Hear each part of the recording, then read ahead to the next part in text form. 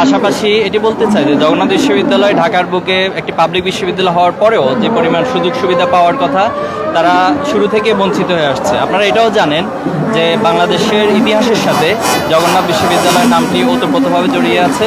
বিশেষ করে ব্রিটিশ বিরোধী আন্দোলন, বাংলাদেশের সকল জাতীয় গুরুত্বপূর্ণ আন্দোলনে এই বিশ্ববিদ্যালয়ের অনেক বেশি ভূমিকা ছিল।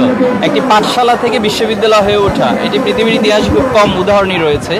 তো সেই জায়গা থেকে আজকে 20 বছর হওয়ার পরও যে অবকাঠামোগত উন্নয়ন প্রয়োজন ছিল, যেভাবে করে এখানে শিক্ষার একাডেমিকলি এটাকে সুযোগ সুবিধা দেওয়া দরকার ছিল, গবেষণার সুযোগ সুবিধা দেওয়ার দরকার ছিল, কোনোটাই পায়নি।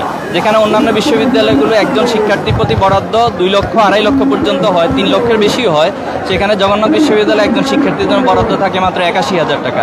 এবং আরও দুঃখের বিষয় হচ্ছে বিগত ফ্যাসিস্ট সরকার থাকার সময় যারা প্রশাসনে ছিলেন তারা এই 81,000 টাকার মধ্যে বড় একটি অংশ দুর্নীতি করে লুটপাট করে তাদের নিজেদের পকেটে নিয়েছেন। তো সে জায়গা থেকে আমরা প্রত্যাশা করব যে সরকারের বদোদয় হবে।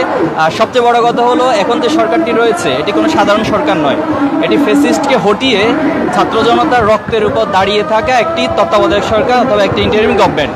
আমরা প্রত্যাশা করব যে এই সরকার শিক্ষার্থীদের এই রক্তেরকে তারা সম্মান করবেন, শ্রদ্ধা করবেন, এবং যে ভুলটা এখানে হয়েছে আজকে যারা প্রশাসনের থেকে হামলা করেছেন অতি উৎসাহী, তাদেরকে চিহ্নিত করা, তদন্তের মাধ্যমে তাদেরকে চিহ্নিত করে তাদেরকে শাস্তির আওতায় আনতে হবে, এবং যারা আহত হয়েছেন তাদেরকে সুচিকিৎসার ব্যবস্থা করতে হবে, এবং ছাত্রদের যে ন্যায্য দাবিগুলো রয়েছে এটা অবশ্যই মানতে হবে।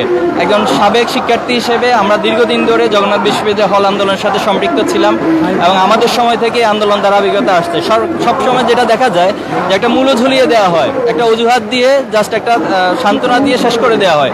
তো আমি আশা করব আন্দোলনটি আজকে যে পর্যায়ে এসেছে এখানেই আন্দোলনের ফুল স্টপ হবে এবং ছাত্ররা তাদের অধিকার আদায় করেই এরপর ঘরে ফিরে যাবে ইনশাআল্লাহ। আপনাদের সবাইকে ধন্যবাদ।